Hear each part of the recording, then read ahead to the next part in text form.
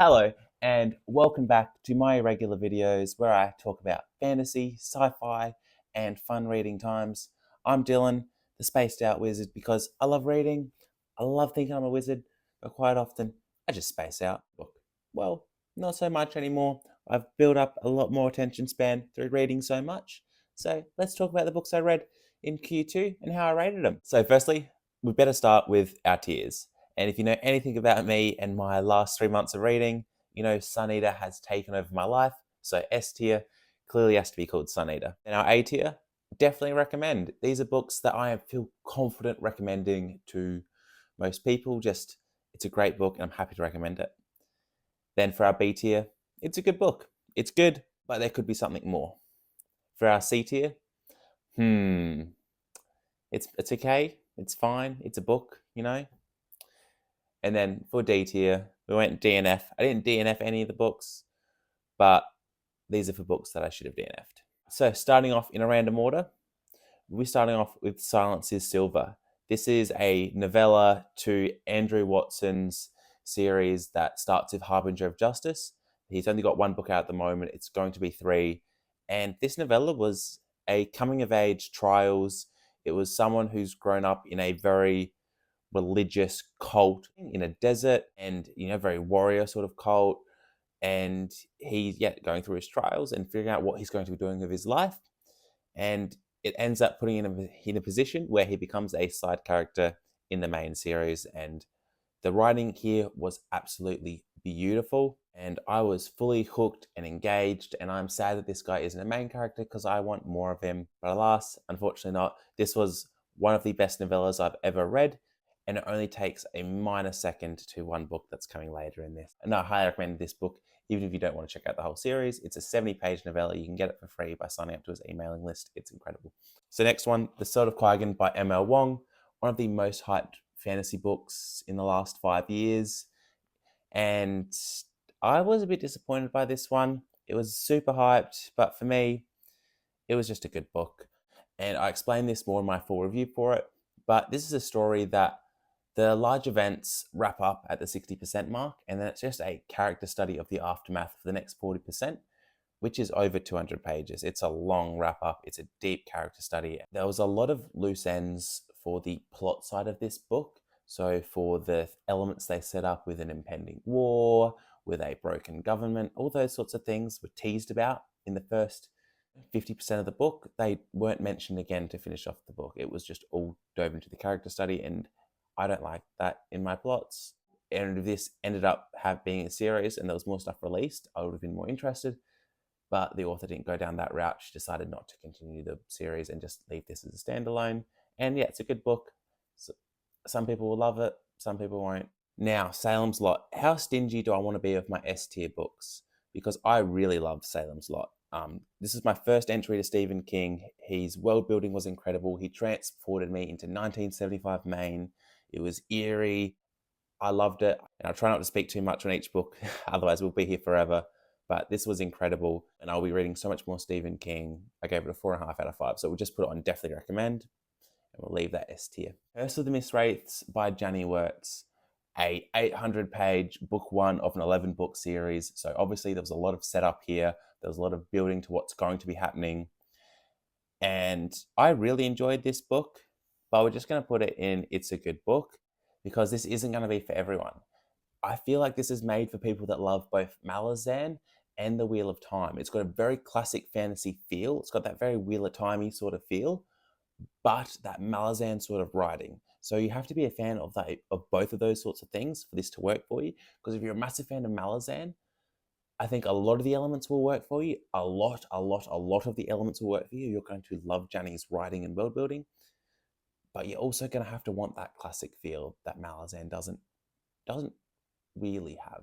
Not in the first 2 books that I've read, at least. I rated this one a 4 out of 5, and I really enjoyed it, and I will be continuing this series, just slowly, because it's a daunting task. Next, I, Robot by Isaac Asimov. It's a good book. It's a good collection of short stories. I gave it a 3.5 out of 5. I really enjoyed it. I was blown away by the content of this book, and given when it was written and how Isaac was just able to think of these things. Absolutely incredible. Really good book. Really good short story collection. we'll jump to The Will of the Many next, and this is definitely a good book, and I really liked it, but I don't know if I can put it on the same level as Salem's Lot and Silence is Silver, just because everything was fantastic about this book. The writing, the world building, the plot, just the main character and his motivations don't work. This guy says all he cares about, his only instinct is survival, so he goes and does the most dangerous thing. His motivations do not make sense for the first book, and it ruined everything for me. I still rated it at 4.25 out of 5, but this could have been so much more. I just needed my main character's motivations to line up, but because they didn't, none of the rest of the book really worked for me. Like, it's still great, but that really kind of annoyed me. But once I'm tying this up, I might move it up one. It was really, really well written. Now, one book I should have DNF'd, Yumi and the Nightmare Painter by Brandon Sanderson. This one just didn't work for me. I didn't really care for the characters. I wasn't a big fan of them. And that's not saying they were bad characters, they were good. And this is a 5-star book for so many people. Just for me, I was actively disliking it from a very early percentage point. I just pushed on through expecting to love it, and I didn't, and I should have DNF'd this one. But a lot of people will love this. If you like Sanderson, you have to check it out. There's a lot of good Cosmere stuff. You know, you get Wheat in there. It's good, but I rated it a 2 out of 5, and I really wish I didn't read it. But it's good, I swear. Project Hail by Aaron Weir. This one I didn't read in Q2. This will be in my Q3 video as well. But while it's here, we might as well just rate it. It was a DNF. I finished it. I shouldn't have. I didn't like it. The humor was horrendous. I just didn't like it. It was just going from math problem to math problem to math problem with a just ton of just poor jokes in between. Again, a lot of people love this. A lot of people give this one 5 stars. The audiobook is really well done. So just listen to the audiobook. You have a great time. I just did not like this book. Now for Raising Steam and Making Money. These are books 2 and 3 in the Moistborn Lipwig trilogy. So these are the 2 books that come after Going Postal. As you guys know, I absolutely love Moistborn Lipwig, and Going Postal is one of my favorite books. And Making Money was a fantastic follow-up. I can definitely put it in, definitely recommend. Raising Steam was also fantastic, but we'll put it just a little bit lower than Making Money. And if I was to have Going Postal on this list, but I read it in Q1, it would be an S tier. It would be in Sun Eater. I really like these books. They're fun, they're witty, they're super goofy, but you're really invested in the story. Pratchett just rides the line of serious and funny just perfectly. All right, so next we'll jump to The Scales of Balance, Book 1 of A Vengeful Realm by Tim Fasciola. This is like a very politically driven, Roman-inspired fantasy where we've got like a gladiator sent to free the slaves, and we've got gods meddling in the worlds of men, and we're getting in a lot of POVs of a lot of different political characters.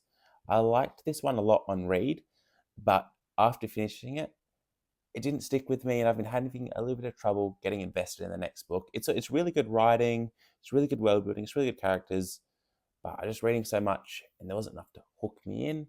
But again, really good book, and again, it'll probably rate quite a bit higher than quite a few of these books, and it's a good book when I reorder the list. So next we'll go Traitors Fate by Andy Peliquin. This is a bridge book between the Queen of Thieves trilogy and the Darkblade series. I read Queen of Thieves in March and absolutely flew through it and really wanted to start into Darkblade. So I jumped into it and it was really fun. It was all the things I loved about Queen of Thieves that helped set up and get me invested in Darkblade.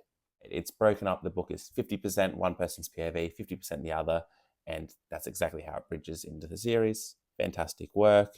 And we'll put that in a good book. Then we'll talk Sunbringer by Hannah Kaner. So this is the follow-up to Godkiller in the Fallen Gods series. I liked it. I didn't like it as much as the first book. And it's okay. It's good. It's fine. We can put it in B tier actually.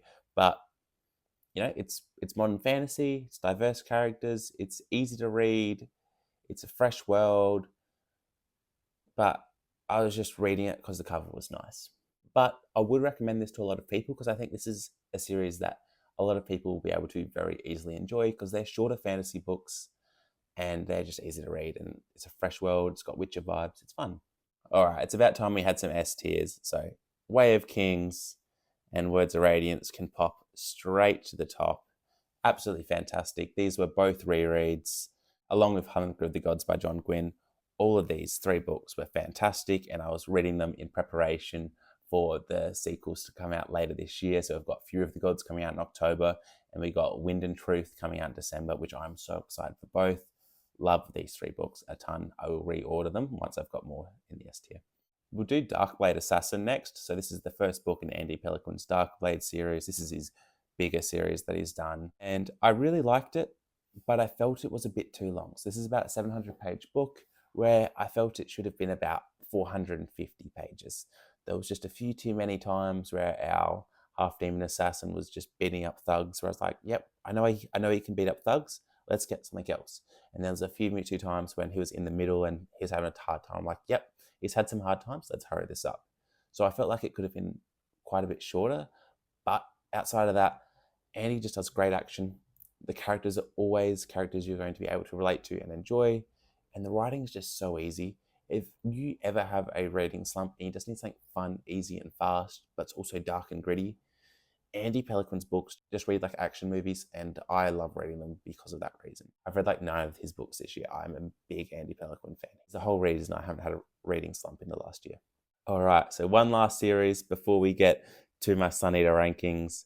We've got Carl's Doomsday Scenario and Dungeon Crawler Carl, books 1 and 2 of the Dungeon Crawler Carl series. I would say book 1 would go, let's put it in definitely recommend, and let's put Carl's Doomsday Scenario in it's a good book. I really like this series. It's very fun and light. I describe it as this book is the equivalent of hanging out with your friends on a lazy Saturday afternoon, playing video games, eating fast food, and having the most crude banter. This series is just, it's light and fun, but there's also a serious element to keep you hooked and engaged. But there's also just a ton of like hobgoblins running around blowing things up with a talking cat and a main character trying to level up. So there's just a really good balance of both. The author rides that line really well, and it's fun, but it's not it's not a hill I'm going to die on saying it's a great book. So at last, we are at the Sun Eater rankings. So let's start this off incredibly strong. Empire of Silence. It's a good book. It's okay. I could put this one in, but no, it's a good book, but it's very slow and drawn out. It gives us our base characters and our universe, and then right at the end, it gives us the story of what this series is going to be. But I feel like the book could have been a bit more concise. The book shows off that Christopher Rocchio is an incredible writer, but not much happens, and I find it quite slow. After I read Empire of Silence, I went into the novella The Lesser Devil, and this one was absolutely fantastic. This one takes a different sort of writing style because we're not getting the story from our main character's POV as he's writing it from the future, just like talking about what happened. We are getting it in the present. We're following our main character's brother as he is kind of thrown into a very Star Wars The Clone Wars animated series sort of storyline, and it was absolutely fantastic. Now, we don't get anything from these characters in this book until Disquiet Gods, the 6th book in the series, but the payoff, once you do finally get to see them again, fantastic. And that was the best novella I've ever read. Then Howling Dark. This was a 4.75 out of 5 for me. I absolutely loved Howling Dark. It read a lot quicker. It's still a slow book. Not much happens plot-wise until the last 15 to 20%. But that last 15 to 20% goes off and you are fully invested into the story. If I could describe the first 2 books of Sun Eater, it would be book 1 is a very slow prologue. Book 2 feels like a book 1 because, there's a lot of setup, there's a lot of information reveal, and then right at the end, there's something big that happens that sets up the rest of the series. And it was incredible. I rated this a 4.75 out of 5. Then I went into the novella Queen Amida Ashes. And yeah, this one was really good, really informative. We're seeing our main character interact with the aliens he set to destroy, like really personal of what they've done once they've occupied a human planet for the last 10 years. And we really see how horrible they are. It starts to make even more sense why we're set on destroying them by the end of the series. This one felt a little bit drawn out, But it was a really good read, good character dynamics, good politics, and I quite enjoyed it, which pushed me to Tales of the Sun Eater. So this is the first short story collection, and I think the first short story in this short story collection, volume 1, is so important to read. It is must read for anyone on the Sun Eater series. If you miss this part, you're missing out on such a big reveal and a big introduction of really important characters in this series. There's a story that takes place on a planet called Array, and it is mentioned a minimum of 5 times in every single book from 3 onwards. The events are huge and they play a massive role in the series, and I highly recommend checking it out.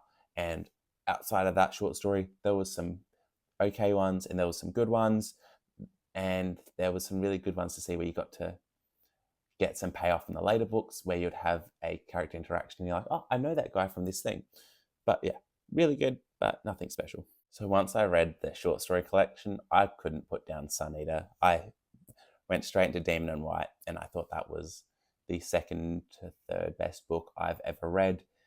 After this slow build of the first 2 books, Demon and White was so fast paced. It just went big action, massive battle sequence, and then slowed things down into like a research, exploration sort of thing. We've got a lot of politics, a lot of information revealed, a lot of world building done, and then we went boom, straight into another big action battle sequence where there was a massive event at the end that just shook this whole series up and was absolutely incredible. One of the best books I've ever read. Then I read the best book I've ever read, Kingdoms of Death. This was absolutely fantastic.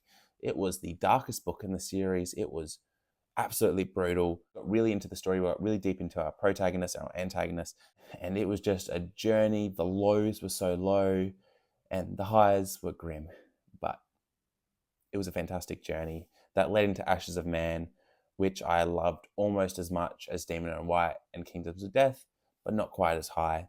But both Kingdoms of Death and Ashes of Man were a real fast read. They were supposed to be one book, but they got broken up into 2, which I think was done so well. It allowed these stories to be shorter, more concise, and we just got 2 really lovely storylines in each of them.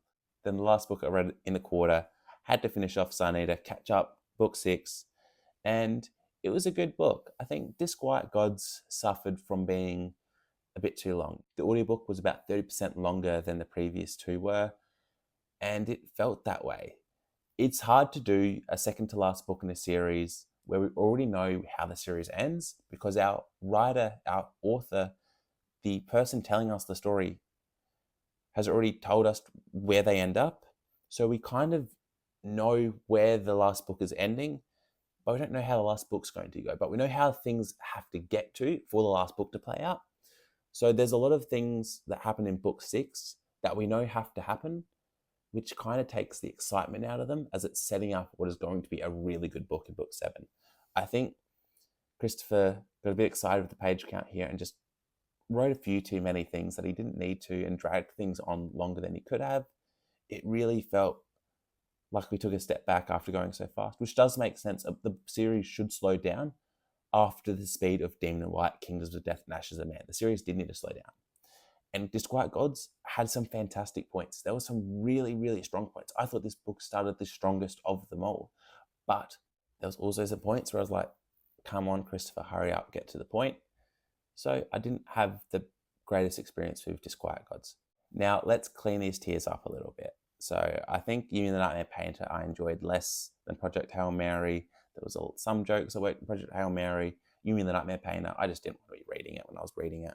It's a good book. We will put Disquiet Gods at the start, followed by The Will of the Many, and then we'll put Curse of the Mistwraith, followed by Vengeful Realm, followed by Raising Steam, and Carl's Doomsday Scenario. Then we'll go Darkblade Assassin, and Empire of Silence, Traitors Fate, Queen Amid Ashes, Tales of the Sun Eater, Sword of Kaigen, I, Robot, Sunbringer. I think that's a fair rankings. 4 would definitely recommend. I really like how that's ranked. I think that's really good. And then ranking the S tiers. For the longest time, I had Words of Radiance as my number 1 book of all time. But I think we're going to have to put Words of Radiance after Kingdoms of Death. Then we'll have to go Demon in White. The Lesser Devil, The Way of Kings, Hunger of the Gods, Ashes of Man. I feel like I'm being too harsh on Ashes of Man, but there's a lot of good books on that list. It was a really, really good reading quarter. I'm super happy with this. There was a lot of 4-star mid reads to start the year, so we had a really good quarter here, guys. I'm gonna leave it there. Please let me know your best and worst reads so far this year. Thank you so much for watching, and just have a great day.